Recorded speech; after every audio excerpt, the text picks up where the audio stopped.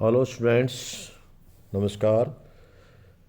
प्रिय छात्रों, हम कर रहे हैं प्रैक्टिस पेपर जो बोर्ड ने डाले हुए हैं 23-24 में 10th क्लास के।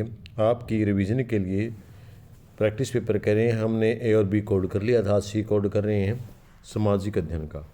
तो इसमें सामाजिक अध्ययन में 80 नंबर का पेपर आएगा आपका। ये नियम मैं दोबारा नहीं पढ़ रहा हूँ, आपको पहले पढ़े हुए हैं, इसलिए हम आगे चलते हैं और आपका पेपर कराने का काम शुरू करते हैं। तो इसमें सेक्शन सबसे पहले 20 नंबर जो छोटे नंबर के थे उनको करते हैं। सेक्शन ए में सबसे पहला प्रश्न है, जब निम्नलिखित में से किसको मिसाइल मैन कहा जाता है? होमी जागिर बाबा, विक्रम साराभाई, डॉक्टर APJ अब्दुल कलाम और कस्तूररंगन। तो इनमें हमारा गए उत्तर सही है। डॉक्टर APJ अब्दुल कलाम को हम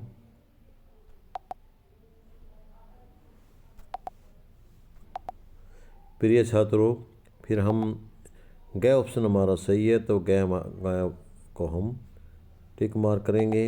इसको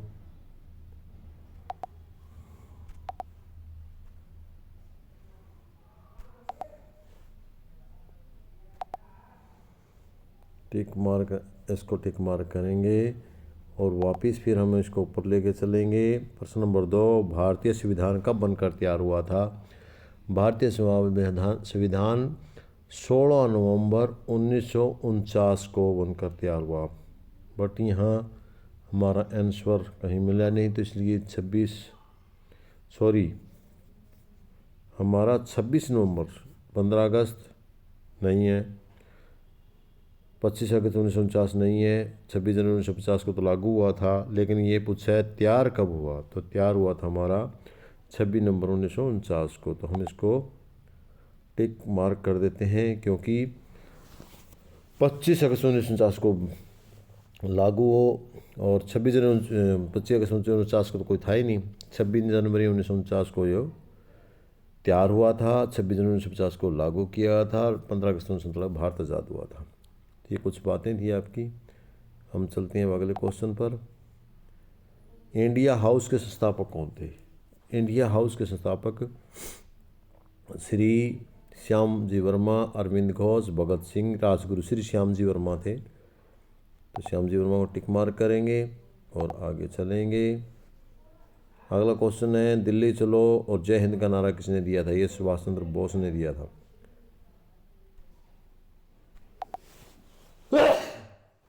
सुभाष चंद्र बोस को हम टिक मार्क करेंगे और आगे प्रश्न के लिए चलेंगे। 5वां प्रश्न, जैन धर्म में कितने तीर्थकार हुए हैं? तो जैन धर्म में 24 तीर्थकार हुए हैं ना। 21, 22, 26 गलत है, 24 गया, तो इसलिए हमारा उत्तर गया ठीक है। इसको टिक मार्क करेंगे और आगे बढ़ेंगे। सरस्वती सिंधु से बहता है किस प्रास्थल से फ्यांस कार्यशाला के प्रमाण मिले हैं? राखीगढ़ी, बिरनाना, मानहेरू, त्रिगड़ाना। या मानहेरू से मिले थे, मानहेरू को हम टिक मार्क करेंगे और आगे बढ़ेंगे। तो इसके बाद आपका है 7वां प्रश्न, निम्नलिखित में से कौन सा उपाय मृदा रोकने में सहायक नहीं है? समोच्च ऊंचाई सहायक है, सीढ़ीदार खेत सहायक है, वनोन्मूलन वनों का काटना, ठीक कहते हैं, वनोन्मूलन वनों को काटने से बल्कि ये मृदा रुकेगी नहीं, ज़्यादा होगा। तो इसलिए हमारा ये उत्तर बनेगा। पेड़ों की रक्षा मौखला बनाने से, ये तो ठीक है, 3 ठीक है। इसने कहा सहायक नहीं है, वनोन्मूलन सहायक नहीं है, तो हमारा उत्तर रहेगा गय। और गय को आप टिक मार्क करेंगे और वापसी अपने अगले प्रश्न पर चलेंगे। हम 7वां प्रश्न है, निम्नलिखित कौन सा एक पतन पश्चिमी तट पर स्थित नहीं है? जवाहरलाल नेहरू पश्चिमी तट पर है, कांडला पश्चिमी तट पर है, कोसी पश्चिमी तट पर है, तूतीकोरन पूर्वी पर है। तो तूतीकोरन को टिक मार्क करेंगे और वापस हमारे अगले क्वेश्चन पर चलेंगे। भारत की इलेक्ट्रॉनिक राजधानी किस शहर में है? भारत की इलेक्ट्रॉनिक राजधानी हैदराबाद नहीं, दिल्ली नहीं, चेन्नई नहीं, बेंगलुरु इसका उत्तर सही है। तो हम बेंगलुरु को टिक मार्क करेंगे और वापस अगले प्रश्न पर चलेंगे। अगला प्रश्न, श्रीलंका के आबादी में सैली समुदाय का कितने प्रतिशत है भाग है? तो समय जो सबसे ज़्यादा है वहाँ पर, तो वहाँ पर 71, 72, 73 नहीं 74% है। तो अब हम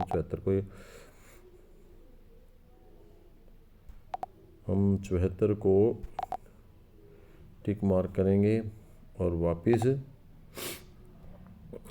अगले प्रश्न पर चलेंगे। सरकार के कितने अंग हैं? सरकार के विधायपालिका, कार्यपालिका, न्यायपालिका, उपरोक्त सभी, यानी तीनों के तीनों हैं, इसलिए हम इसका उत्तर उपरोक्त सभी लिखेंगे, क्योंकि सरकार में विधायपालिका भी होती है, कार्यपालिका भी होती है और न्यायपालिका भी होती है, इसलिए उपरोक्त सभी किसको करेंगे टिक मार्क और आगे बढ़ेंगे। आगे संघीय शासन की व्यवस्थाओं को कितने तरीकों से गठित होती है संघीय शासन व्यवस्थाएं? अरे दिखाओगे, जिसमें उत्तर दिया आपका संघीय व्यवस्थाएं कितने तरीकों से गठित होती है? 1, 2, 3, 4। इसमें 2 से होती है तो हम 2 को टिक मार्क करेंगे, या इसको भी 2 को करेंगे और फिर आगे चलेंगे। आगे आपका प्रश्न है, आंतरिक विविधता को ध्यान में रखकर संघ बनाने का उदाहरण भारत, बेल्जियम, स्पेन, उपरोक्त सभी। आंतरिक विविधता सबसे ज़्यादा भारत में है, तो हम इसका आंसर भारत देंगे और भारत को टिक मार्क करेंगे कै को, और फिर वापस अगले प्रश्न पर बढ़ेंगे। अगला प्रश्न है, स्थानीय स्वशासन सरकार कितने प्रतिशत स्थानीय स्त्रियों के लिए आरक्षित है? काफ़ी बार हो चुका है, सरकार ने 33% आरक्षण दिया हुआ है, या 1/3 भी कह सकते हैं इसको आप, तो इसको आप घ हमारा उत्तर सही है, और इसको टिक करने के बाद हम अगले प्रश्न पर चलेंगे। 2011 की जनगणना के अनुसार भारत में हिंदुओं की आबादी कितनी है? तो ये पहला आपका प्री बोर्ड पेपर में भी आपका प्रश्न आया था, तो इसको हम टिक मार्क 79.8% है, इसको टिक मार्क करेंगे और आगे बढ़ेंगे। चीन खालिस्तान का उदाहरण है। चीन एक दल है, एक दल वहाँ एक ही दल है, बाकी दल तो नाम मात्र के कहने के लिए हैं, तो 2 दल नहीं है वहाँ पर, बहुत दल नहीं है, 3 दल नहीं है वहाँ पर, एक दल है, तो एक दल को आप टिक मार्क करेंगे और वापस अपने अगले प्रश्न पर बढ़ेंगे। अगला प्रश्न 17वां आपका, 14 और 15 वर्ष के स्कूल जाने वाले बच्चे से आयु वर्ग की कुल जनसंख्या का क्या प्रतिशत कहलाता है? स्कूल जाने वाला, तो स्कूल जाने वाला मानक सूचकांक नहीं, साक्षरता दर नहीं, नेवल उपस्थिति अनुपात, नेवल मैंने शुद्ध, उपस्थिति मैंने हाजिर, जो हाजिर होते हैं उन बच्चों को, यानी इसका उत्तर प्रति व्यक्ति आए, इसका तो कोई लेना देना ही को नहीं, तो हमारा यह नेवल उपस्थिति अनुपात कहलाएगा। गया उत्तर ठीक है इसका हमारा। फिर अगला प्रश्न 18वां प्रश्न, निम्न में से कौन सी संगठित क्षेत्रीय गतिविधि नहीं है? सरकारी कॉलेज में पढ़ाता है एक शिक्षक, ये संगठित क्षेत्र है। आपने खेत में सिंचाई करता है किसान, ये असंगठित है। सरकारी अस्पताल में काम करते एक नर्स, ये संगठित है। डाकघर में काम करता है क्लर्क, ये संगठित है। तो अपना ख उत्तर आया इसका, हम ख को टिक मार्क करेंगे और फिर आगे बढ़ेंगे। अगला 19वां प्रश्न आपका, औपचारिक ऋण के स्रोत में क्या शामिल है? बैंक, सहकारी समिति, मालिक, उपरोक्त सभी। इसमें ऋण के औपचारिक स्रोत में क्या शामिल नहीं है? नहीं है तो क्या बैंक तो हैं, सहकारी समिति भी हैं और मालिक नहीं है, तो हमारा गए उत्तर होगा और गए उत्तर को हम टिक मार्क करेंगे और आगे बढ़ेंगे। 24वां प्रश्न, उपभोक्ता दिवस कब मनाया जाता है? यहाँ 2 बात पूछी जा सकती है, एक विश्व उपभोक्ता दिवस, एक राष्ट्रीय उपभोक्ता दिवस। यहाँ विश्व उपभोक्ता दिवस पूछा गया, तो विश्व उपभोक्ता दिवस मनाया जाता है 15 मार्च को। कब? 15 मार्च को। यदि राष्ट्रीय उपभोक्ता दिवस 24 दिसंबर को मनाया जाता है, आपने ये ध्यान रखना है। तो ये आपके कुछ प्रश्न थे छोटे। अभी जो बड़े आपके प्रश्न है 2-2 नंबर वाले, पहले मैं आपको प्रश्न दिखा देता हूँ, फिर उसके बाद उनके उत्तर दिखाए जाएंगे। पहला 21वां प्रश्न आपका, जगुरात क्या होते हैं? वैदिक दर्शन के 4 महत्वपूर्ण स्रोत। बहुउद्देशीय परियोजनाएं क्या है? वाणिज्य कृषि क्या है? संगठित क्षेत्र से अभिप्राय क्या है? सामुदायिक अर्थ क्या है? ये आपके 2-2 नंबर के प्रश्न हैं। इसके बाद आपका 26वां प्रश्न 26 के बाद 27वां प्रश्न आता है, ये आपके केस स्टडी में से है। तो केस स्टडी करेंगे हम, पहले केस स्टडी करेंगे। 27वीं केस स्टडी है आपकी, सरकार के बीच विभिन्न स्तरों पर बांटा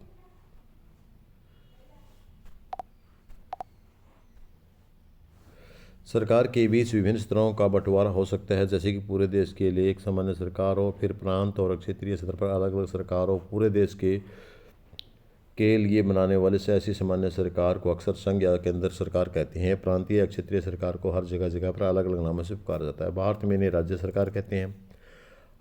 हमारे संविधान में इस बात का स्पष्ट उल्लेख है कि केंद्र और राज्य सरकारों के बीच सत्ता का बंटवारा किस तरह होगा। बेल्जियम में तो यह काम हुआ है, कि श्रीलंका में यह काम नहीं हुआ है। उच्चतर और निम्नतर सरकारों के बीच सत्ता के बंटवारे को ऊर्ध्वाधर कहा जाता है। तो ये प्रश्न हमने देखने हैं। तो इसके बाद हम आगे चलते हैं, थोड़ा पर देखते हैं प्रश्न कौन से हैं। भारत में कितने स्तर की सरकार पाई जाती है। तो भारत में ये लिखा है पूरे देश के लिए भारत में क्षेत्रीय भी है, प्रांतीय भी है और स्थानीय भी है। तो 3 प्रकार की सरकार पाई जाती है। तो आप कह सकते हैं यहाँ भारत में 3 प्रकार की सरकार पाई जाती है। कितने स्तरों पर? 3 स्तरों पर। 1992 से पहले 2 स्तरों पर पाई जाती थी, 1992 के बाद 3 स्तरों पर पाई जाती है। उच्चतर और निम्नतर स्तर की सरकारों के बीच सत्ता का बंटवारा क्या कहलाता है? विकेंद्रीकरण कहलाता है। इसमें आया हुआ आपका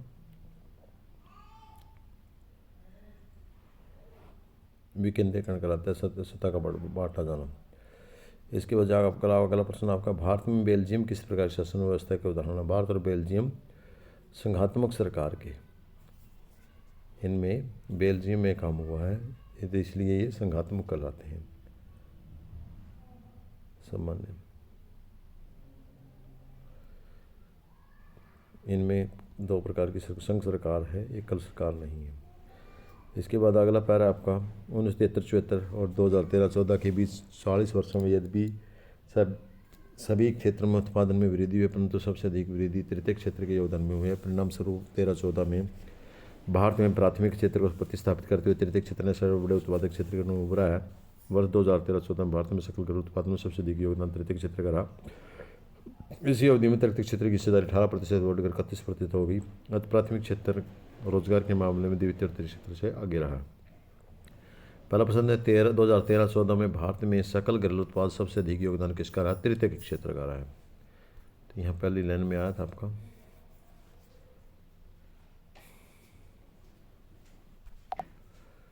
तृतीय क्षेत्र, सबसे अधिक वृद्धि तृतीय क्षेत्र में रही है। अगला प्रश्न आपका वर्ष 2017-18 में आंकड़ों के अनुसार रोजगार के क्षेत्र में सबसे अधिक हिस्सेदारी किस क्षेत्र की रही है?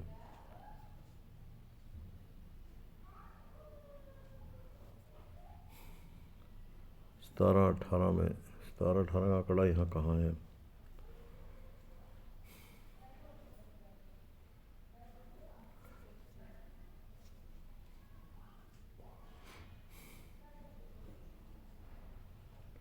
यहाँ भी तृतीय क्षेत्र में हुई है। सबसे 18% बढ़कर 31 तृतीय क्षेत्र में। यहाँ इसका उत्तर भी तृतीय क्षेत्र लिखेंगे। उसके बाद आगे चलते हैं हम। विगत कुछ वर्षों में अर्थव्यवस्था में कौन सा क्षेत्र सबसे महत्वपूर्ण कर पड़ा? तृतीय क्षेत्र। तीनों का उत्तर सेम ही आ रहा है सभी का। तो यहाँ इसमें भी आप तृतीय क्षेत्र लिखेंगे।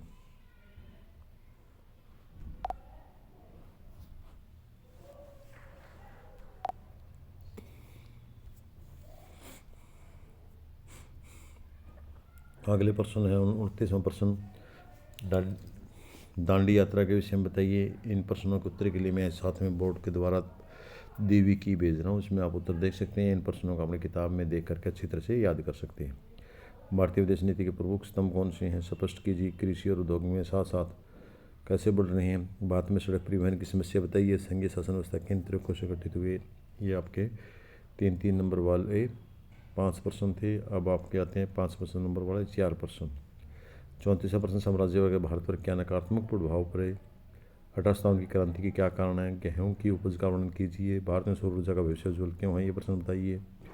दोनों में से कोई एक। और लोकतंत्र किस तरह उत्तरदायी और जिम्मेदार वैध सरकार का गठन करता है, या राजनीतिक दल अपना कार्य स्वरूप से क्रेज के लिए मजबूत बनाने को सुझाव दीजिए। 37वां प्रश्न है, बैंक किसी देश की अर्थव्यवस्था में कितनी महत्वपूर्ण भूमिका निभाते हैं, या वैश्वीकरण का प्रभाव एक समान नहीं है? इनको बताना है आपने। तो इसके साथ मैं इनकी की आपको जोड़ रहा हूँ प्रश्न में, उनको देख लेना ताकि ये प्रश्नोत्तर जो आपकी प्रश्न था उसका सारा का सारा बोर्ड द्वारा जारी की उत्तर दे रखे हैं आपके सामने। पहले का है डॉक्टर APJ अब्दुल कलाम जो मैंने कराया। दूसरा 16 नंबर 49 श्यामलाल जी वर्मा। सुभाष चंद्र बोस। 24 मान रेहू वनों को काटना। तूतीकोरन नहीं। बंगलोर 74%। उपरोक्त सभी। ये 2B गलती से छप रहा है आपका, सिर्फ दूसरा था। दूसरा प्रश्न आपका 2B 12वां प्रश्न। और उसके बाद आपका है भारत 14वां प्रश्न 33%, 79.8% एक दलीय चीन की पार्टी। नेवल उपस्थिति अनुपात, खेत में करता किसान, काम करता या पानी लगाता मालिक, और 15 मार्च। ये आपके प्रश्न थे। अगला, सुमेर नगरों के पिरामिड के आकार कौन से मंदिरों को जगुरात कहा जाता है। प्रश्न आता ना, 21 में जगुरात किसे कहते हैं, 2 नंबर का प्रश्न है। तो सेमूर सुमेर के नगरों में पिरामिड के आकार के जो ऊंचे मंदिर बने उनको जगुरात बोलते हैं। वेद, ब्राह्मण, आरण्यक, उपनिषद ये उसके हैं, उपनिषद के भाग हैं। जो परियोजनाएं एक से अधिक उद्देश्यों की पूर्ति के लिए बनाई जाती हैं उन्हें बहुउद्देशीय परियोजनाएं कहते हैं। अधिक पैदावार देने वाले बीज, रासायनिक और कीटनाशकों और प्रायोगिक व्यापारिक दृष्टि की जाने वाली कृषि को वाणिज्य कृषि कहते हैं। वाणिज्य कृषि किसे कहते हैं, अधिक पैदावार देने वाले बीज, रासायनिक उर्वरक और कीटनाशकों के प्रयोग से व्यापारिक दृष्टि जो खेती की जाती है उसे वाणिज्य कृषि कहते हैं। जिन कार्यालयों पर 25वां प्रश्न है, कार्यालयों पर कार्य करने या रोजगार वेतन नियमित निश्चित होता है, संगठित क्षेत्र कहलाता है।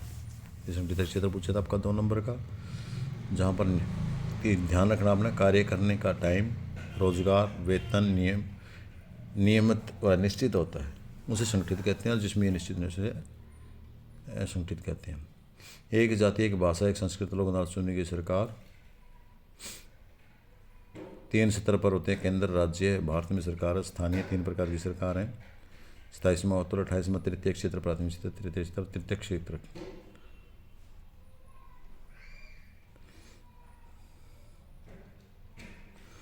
अगला आपका है 12 मार्च 1923 को सविनय आंदोलन की दांडी मात्रा शुरू किया गया था। साबरमती आश्रम से दांडी यात्रा 2 दिन की यात्रा 24 दिन में 78 न्यायियों के द्वारा साथ शुरू की गई थी, और 4 अप्रैल 1923 को दांडी पहुंचकर नमक कानून को तोड़ा था। ये 29वें प्रश्न में और डिटेल से लिख देना आपने। 3 नंबर का आगे, पंचशील गुटनिरपेक्षता और स्वतंत्र विदेश नीति, राष्ट्रहित सर्वोपरि, ये हमारे विदेश नीति की गुण हैं या विदेश नीति की विशेषताएं हैं। उद्योगों के लिए कच्चा माल कृषि से प्राप्त होता है, औद्योगिक कृषि में नई तकनीक को बढ़ावा देता है, रक्षक मेखला बनाना है, नदियों के किनारे पेड़ लगाना है, इनसे प्रदूषण को रोका जा सकता है। 32वां प्रश्न, 50% सड़कें कच्ची हैं, राष्ट्रीय राजमार्ग संख्या कम है और गुणवत्ता की सड़कें नहीं हैं, केंद्र और राज्य सरकार के स्तर पर। और जो 34वां प्रश्न है, गाँव को स्वावलंबी अर्थव्यवस्था छिन्न होना, भारत का आर्थिक शोषण, हस्तशिल्प उद्योगों का पतन, निर्यात की अपेक्षा आयात का बढ़ावा, पश्चिमी लागू होना, ये अंग्रेजों ने किया था। अंग्रेजी कंपनी की शोषणकारी नीतियाँ कौन कौन सी थी, तो उनमें नुकसान केंद्र से भारत को हुआ, जिसमें शोषणकारी नीतियों के कारण हस्तशिल्प उद्योगों का नष्ट होना, कुटीर और लघु उद्योगों का नष्ट होना, सामाजिक और सैनिक भेदभाव, धर्म और संस्कृति का उपहास, चर्बी वाले कारतूस, ये थे। इसके बाद अगला प्रश्न आपका, तापमान गेहूं के लिए 10 से 20 डिग्री तक बोते समय और 25-30 वर्षा की आवश्यकता है। समतल भूमि उच्च दमट मिट्टी इसके लिए उपयोगी होती है, अधिक श्रम और पूंजी की आवश्यकता होती है। अगला आपका, थर्मोस्टल भारत का सबसे बड़ा संभावित क्षेत्र है। माधो में भारत का सबसे बड़ा संयंत्र, ग्रामीण से दूर क्षेत्रों में ऊर्जा की संभावना, घरेलू सड़कों पर प्रकाश के लिए प्रयोग किया जाता है। 36वां, जनता के चुने प्रतिनिधि होते हैं, जनता के अनुरूप नीति निर्माण करते हैं। सांसद जनता के प्रति उत्तरदायी होते हैं, नियमित चुनाव होते हैं, बहुत मत का शासन होता है। यह इसके अथवा में प्रश्न दिया था, उसका उत्तर है निष्पक्ष चुनाव प्रणाली, योग्य व्यक्ति का चुनाव हो, जनमत का सम्मान हो, स्वतंत्र चुनाव आयोग, राजनीति जागरूकता, ये सारे होने चाहिए लोकतंत्र। 37वां प्रश्न, लोगों की जमा पूंजी सुरक्षित रखते हैं, बैंक जमा पूंजी पर ब्याज देते हैं, कम ब्याज पर ऋण उपलब्ध कराते हैं, बैंक लोगों को रोजगार देते हैं, घर और उद्योग के लिए ऋण देते हैं, ये बैंक के कार्य हैं। बैंक कैसे सहायता करता है। वैश्वीकरण वाला प्रश्न दिया था, तो वैश्वीकरण से क्या फ़ायदा हुआ है।